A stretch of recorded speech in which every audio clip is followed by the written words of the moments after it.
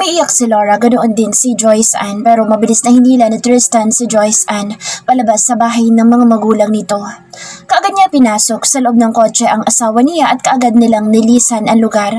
Pinahinto ni Tristan ang sasakyan sa may gilid ng kalsada dahil hindi na niya kayang makita ang asawa niya na humahagulhol. "Han, tumahan ka na," sabi niya sa asawa niya, pero patuloy lang sa pag-iyak si Joyce Ann. Nahinto lang siya dahil biglang umiyak ang anak niya. "Sorry anak." Umiiyak na kausap ni Joyce Ann kay Baby Riley. Niyakap niya ito ng mahigpit habang pinapatahan. Anak ba natin siya?" Kabado na tanong ni Tristan. "Oo, anak natin siya." Kalmado na ngayon si Joyce Ann.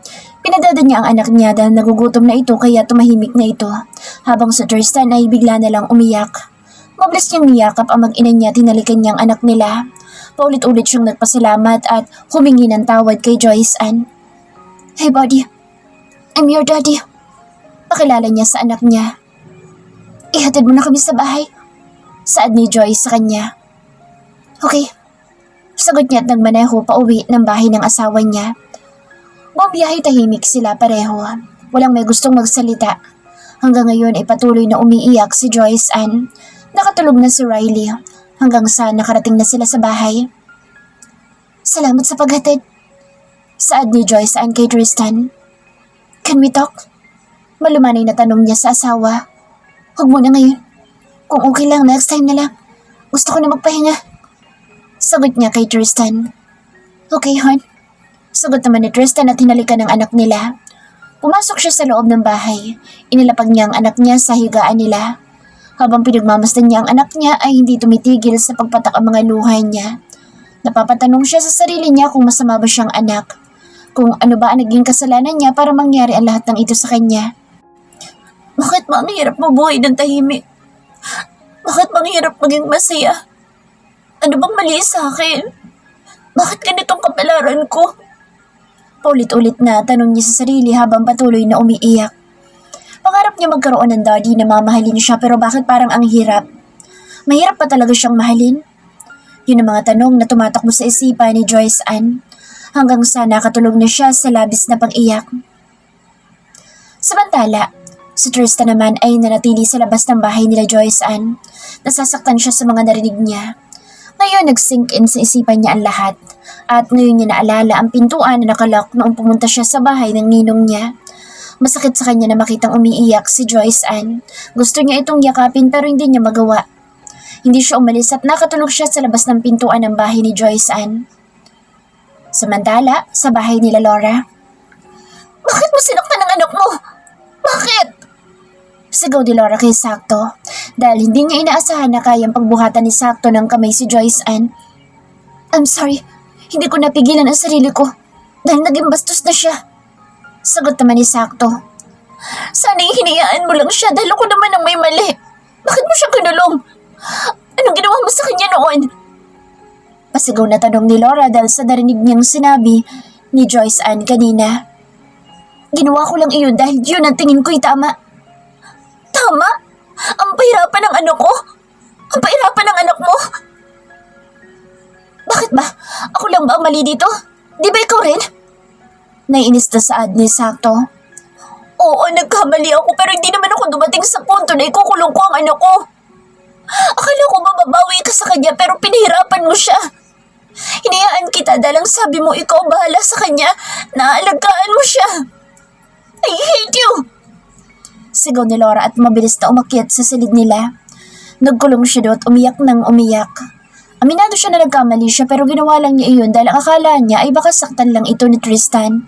At ang pagkuha niya sa apo niya ay balak niya talaga para magkita si Tristan at ang bata.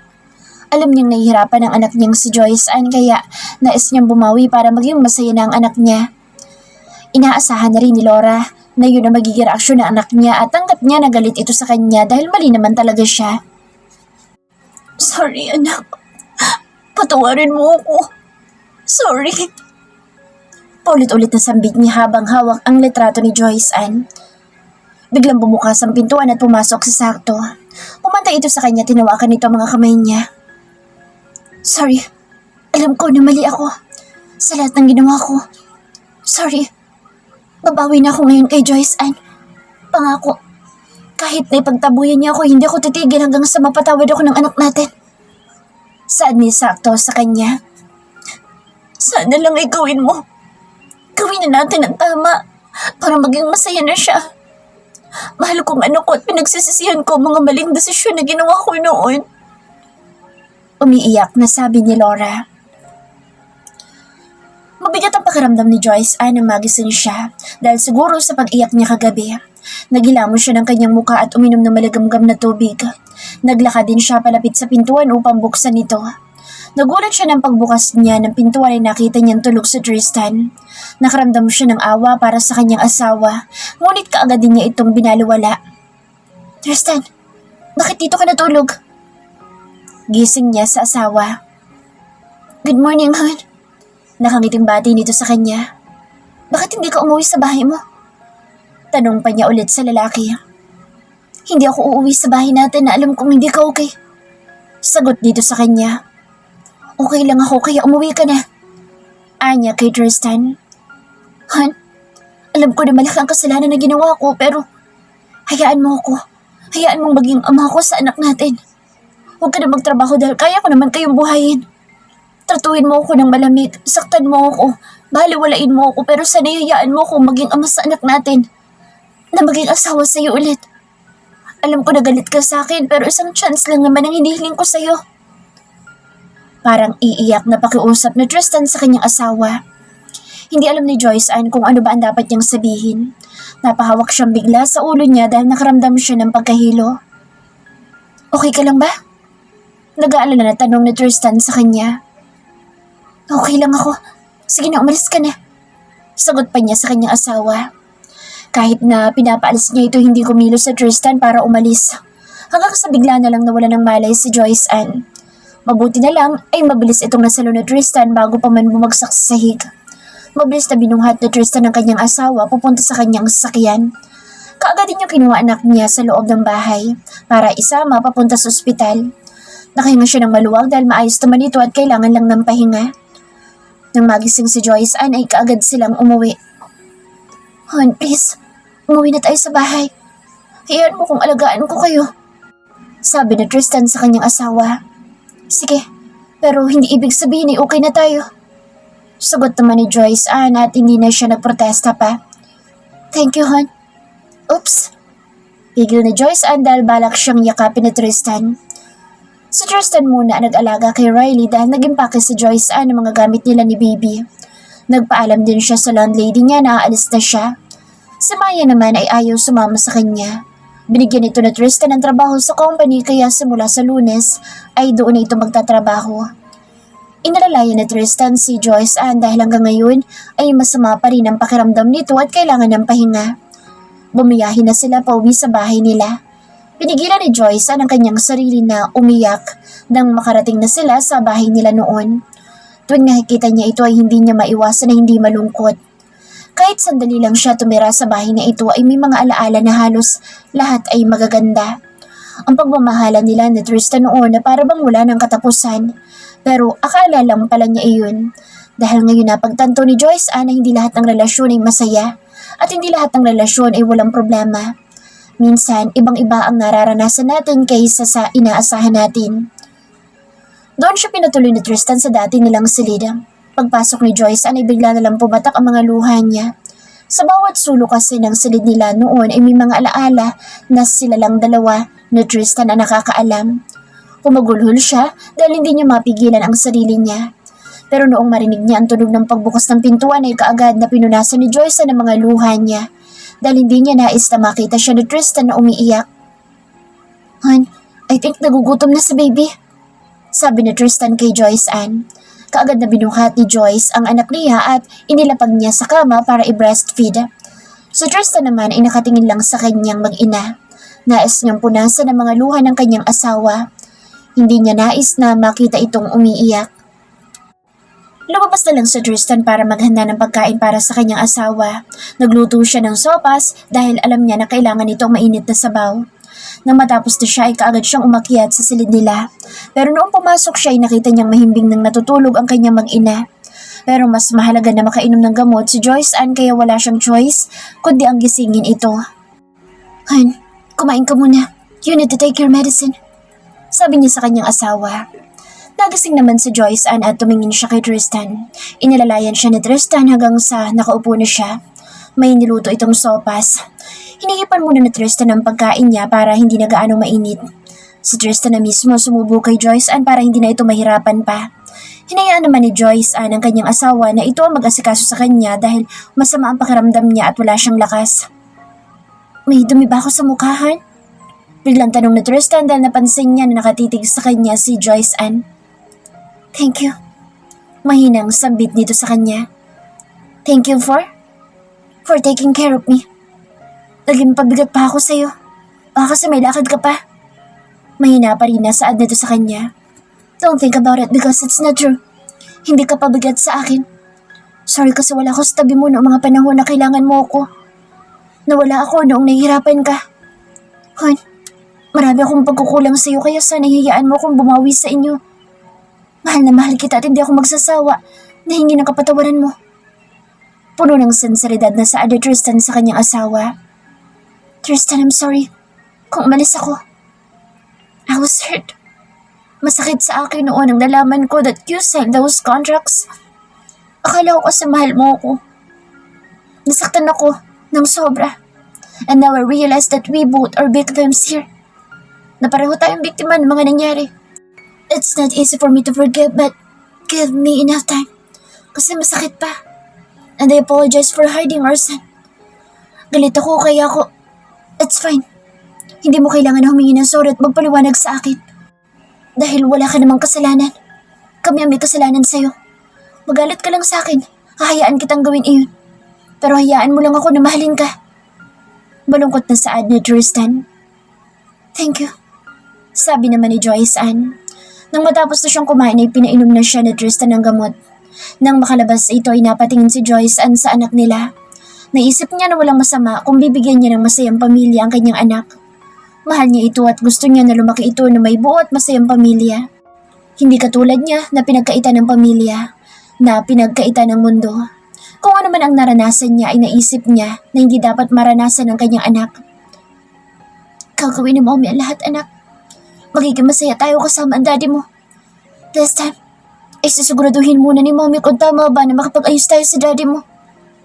Kausap ni Joyce Ann sa kanyang baby Riley bago siya humiga ulit sa tabi nito para matulog. Nang makabalik si Tristan sa kanilang silid ay nakita niya ang kanyang mag-ina na mahimbing nang natutulog. Humiga siya sa tabi ng dalawa at niyakap niya ito. Napangiti siya dahil wala pa ring nagbago sa tibok ng puso niya tuwing tinititigan niya ang kanyang asawa. I'll do everything to earn your trust again. Sana'y bumalik na tayo sa dati. Gusto ko maging buo at masaya tayong pamilyahan. Anya bago pumikit para matulog na. Pero lingid sa kaalaman ni Tristan na narinig siya ni Joyce Ann. Bumangon siya at pumunta sa may veranda para magpahangin. Nag-iisip si Joyce Ann kung ano ba ang dapat niyang gawin. Mahal niya ang kanyang asawa at kahit kailan ay hindi ito nawala. Napabuntong hininga na lang siya pero nagulat si Joyce Ann dahil may biglang yumakap sa kanya. Nagising ba kita? Pabulong na tanong ni Tristan sa kanya. Hindi. Hindi naman talaga ako tulog. Pag-amin ni Joyce Ann. Hon, I'm sorry. Mahinang saad ni Tristan. Tristan? Sorry. Sorry kasi naging biktima tayo dahil sa pamilya ko. Mahal kita. Mahal na mahal kita at kahit minsan hindi yun nagbago. Ikaw at ikaw pa rin ang mahal ko. Umiiyak na pag-amin ni Joyce Ann dahil hindi na niya kaya pang magsinungaling sa sarili niya. Hindi nakapagsalita kaagad sa Tristan dahil nabigla siya sa narinig niya. Umikot si Joyce Ann para humarap kay Tristan. Hinawakan niya ang mukha nito at kitang-kita niya ang luha na pumatak sa mga mata ni Tristan. Kaya pinunasan niya ito gamit ang mga daliri niya. Mahal kita. Sobrang mahal kita. Alam ko na sobrang babaw na ginawa mo pero mas pinili ko na magpalamon sa galit ko sa'yo. Sana hindi ako umalis. Sana hindi ako lumayo. Sana tinanong kita. Hindi na hinayaan na Tristan na magsalita pa si Joyce Ann dahil sinalyuhan na niya ang labi nito. Buong puso niyang inangkin ang labi ng kanyang asawa. Ayaw na niyang marinig pa ang mga sasabihin ni Joyce Ann dahil alam niyang nasasaktan na ito. Let's forget the past, hon. Don't blame yourself kasi wala kang kasalanan. Kung merong may kasalanan, ako yun. Dahil naglihim ako. Dahil pinagkatiwala kita sa kanila. Sana ako ay nag-alaga sa'yo at promotekta sa'yo. Naniwala ako sa kanila na dapat ay hindi ko ginawa. Let's build new memories kasama ng anak natin. Mahal na mahal kita, Joyce Ann. Gusto kitang makasama habang buhay. Naiiyak na sabi ni Tristan sa kanyang asawa. Tumingkiyat si Joyce Ann at tinalikan ng kanyang asawa. Pareho silang umiiyak. Pinagsaluhan nilang isang halik na puno ng pagmamahal. Hanggang sa naging mapusok na ang bawat galaw ng labi nila. I'm sorry, hon. Hingin pa umanhin ni Tristan dahil muntik na siyang mawala sa sarili. Bakit ka nagsasorry? Tanong naman ni Joyce Ann. Kasi sumobra ako. Akala ko kung ano na. Natatawa na saad ni Joyce Ann. Bakit ka natatawahan? Wala po. Malambing na sagot ni Joyce at yumakap siya kay Tristan. Walang damit si Tristan kaya inalikan niya ang dibdib nito. Pinatakan niya ng halik na may kasamang panunodyo. Shit! Bulalas na Tristan dahil nagiinit ang buo niyang katawan. Katunayan ay kanina pa talaga nabuhay ang alaga niya pero pinipigilan lang niya ang sarili niya dahil hindi ito ang oras para sa sarili niyang pangangailangan. Pero sinusubok naman ang asawa niyang pagtitimpi niya dahil alam niyang inaakit siya nito. Han, matulog na tayo. Nautal na sabi niya kay Joyce Ann. Ayaw mo bang mapainit ngayon? Malamig ang gabi at kanina ko pa siya nararamdaman. Honey, nakangiting sabi ni Joyce Ann. True, of course gusto ko, hon. Mabilis na sagot ni Tristan. Gusto mo pala pero umaarte ka pa. Nakangiting saad ni Joyce Ann. Kasi, Shh! Simulan na natin habang tulog pa si Riley. I want to feel you right now, hon. Nangaakit na sabi ni Joyce Ann. Nais niyang iparamdam kay Tristan na gusto din niya ito. Alam niya na nahihiya ito. Kahit siya'y nahihiya din pero mas pinili niyang lakasan ang loob niya dahil ramdam na niya ito kanina pa noong yumakap ito sa kanya. Huwag mo sanang pagsasasihan ito, hon. Simula noong last nating make love, hindi na ako ulit nakatikim. Dahil ayoko magkasala sa'yo at ikaw lang ang tangang bumubuhay sa natutulog kong init. Nakangisi na sabi ni Tristan sa kanya. Dapat lang, dahil kapag nalaman ko na lumandi ka pa sa iba'y lagot ka talaga sa akin. May pagbabanta na saad ni Joyce. Hindi ko yun gagawin, hon. Nakangiti na saad ni Tristan bago niya ulit hinalikan si Joyce Ann. I miss you so much, hon. Pabulong na sabi ni Tristan. I miss you too, honey. Binuhat na Tristan ang kanyang asawa habang hindi naghihiwalay ang mga labi nila. Pumasok sila sa loob ng kwarto at mabilis na pumunta sa may sofa. Maingat niya ibinaba si Joyce Ann. Hinubad niya ang damit niya. Habang si Joyce Ann ay nakatingin lang sa kanya. Tinanggal din ni Joyce Ann ang tali ng kanyang suot na nighties. Tumambad kay Tristan ang perpektong hubog ng katawan ng kanyang asawa. Pakiramdam ni Tristan ay nakauwi na siya sa tahanan niya dahil ang asawa niya, ang bahay na kahit kailan ay uuwi at uuwian at hahanap-hanapin niya. At buong gabi, pinagsaluhan ng dalawang isang mainit na tagpo na punong-puno ng pagmamahal. Hindi na muna nila iniisip kung ano ang mangyayari bukas dahil mas mahalaga ang ngayon. Lalo na at nagkaayos na silang dalawa. Nagising si Joyce ay masakit ang buo niyang katawan. After 2 years ay ngayon lang siya ulit nakipagtalik at talaga namang bigay todo ang asawa niya. Ramdam niya ang gigil sa bawat galaw nito at ngayon pakiramdam niya nasa loob pa rin niya ang asawa niya. She felt sore down there. Sobrang hapdi ng pakiramdam niya. Napangiti siya na lumingon siya sa side niya dahil tulog na tulog ang mag-ama niya. Pinilit niyang bumangon pero hindi talaga niya kaya. Han, ginising niya sa Tristan dahil gusto niyang pumunta sa banyo. Good morning, hon. Saad nito sa kanya. Gusto kong pumunta sa banyo pero masakit ang katawan ko. Saad ni Joyce Ann. Mabilis namang bumangon sa Tristan. Pumasok siya sa banyo para ihanda ang botob. Alam niya na nais ng asawa niya na magbabad lalo na't masakit ang katawan nito. Alam niya na kasalanan niya dahil inawat na siya pero ayaw niya magpaawat kagabi. Lumabas siya at binuhat niya ang asawa niya para ipasok papunta sa loob ng banyo. Ouch! Day ni Joyce Ann noong umiihi siya. Napangiwi na lang sa Tristan pero kaagad siyang pinagpawisan dahil masama na naman ang tingin sa kanya ng asawa niya. Ngumiti na lang siya at hinalikan niya ito bago ibinaba sa bathtub.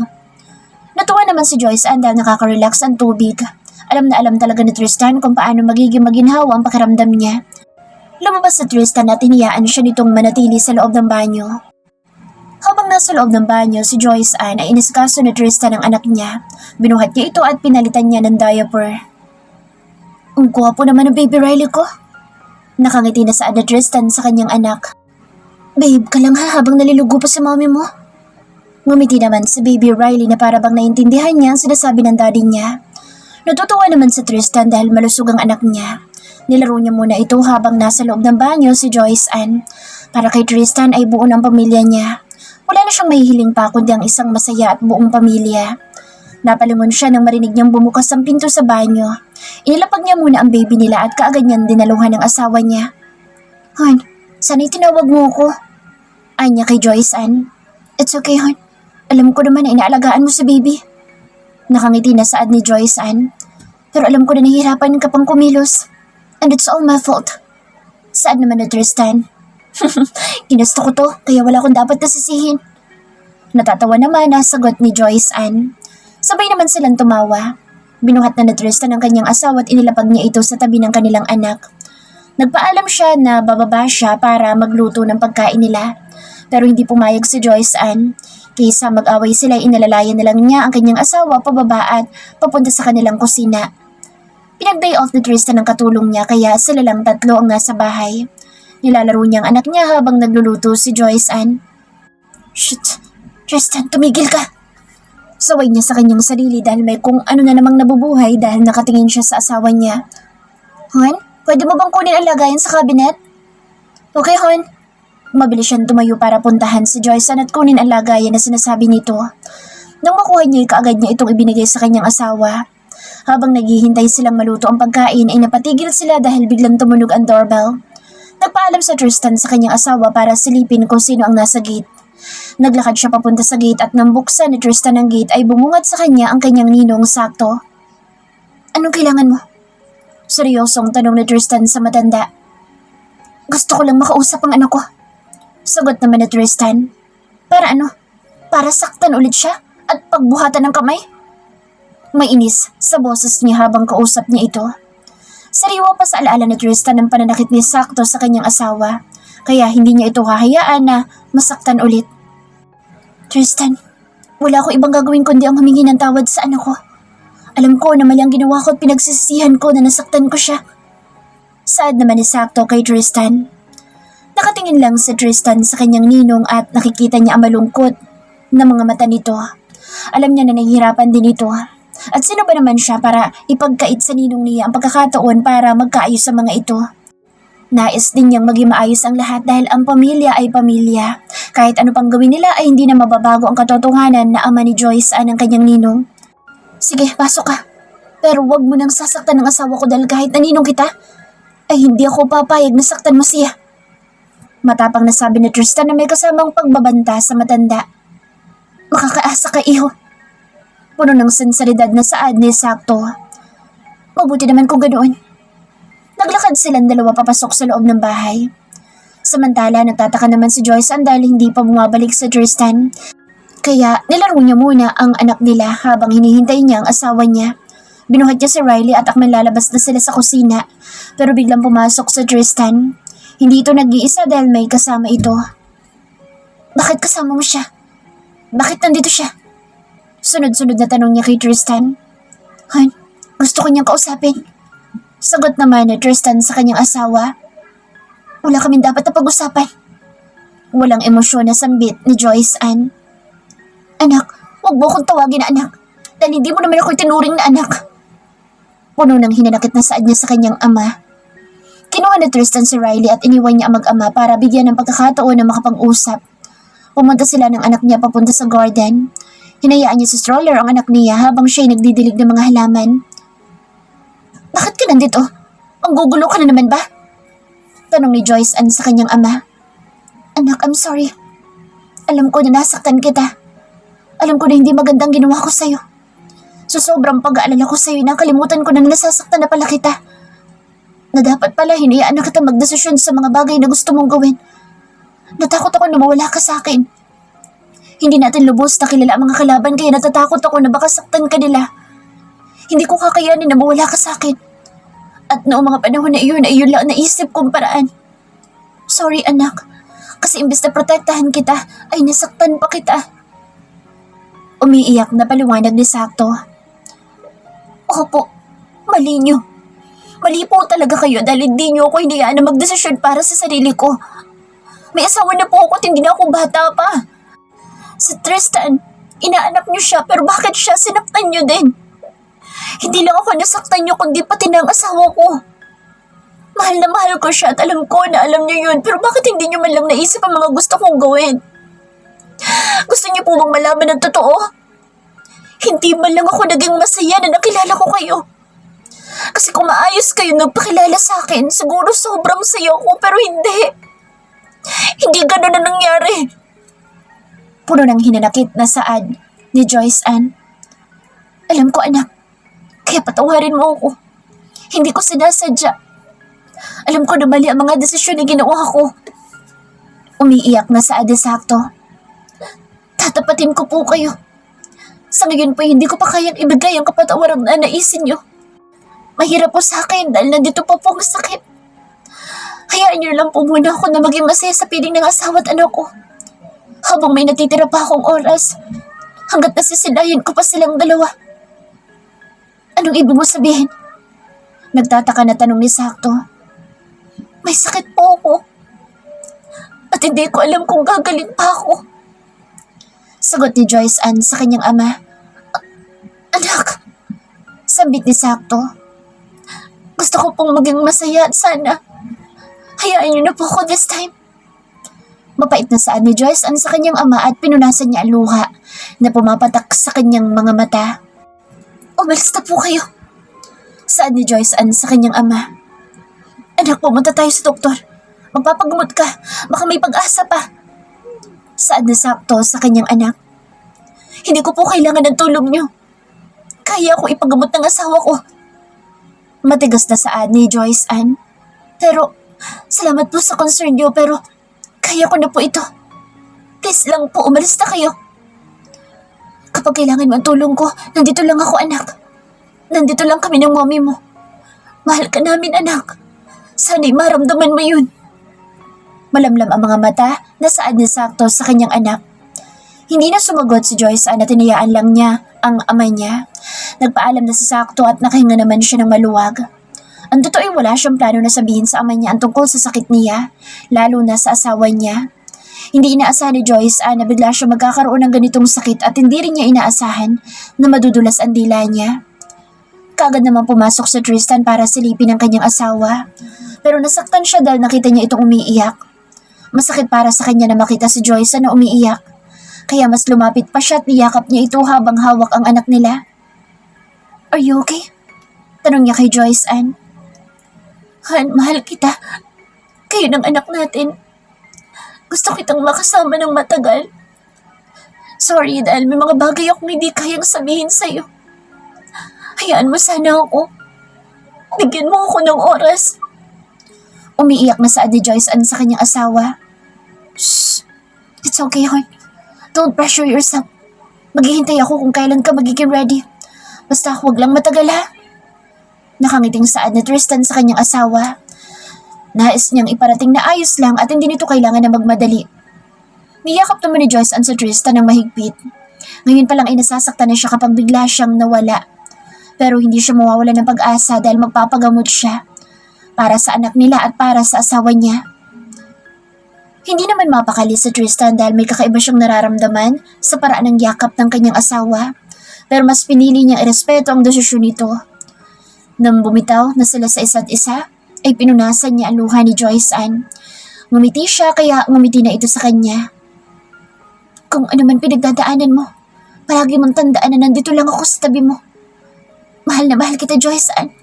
At hindi ko kakayanin na may mangyari sa iyo na masama. Marami akong natutunan sa nangyari sa atin.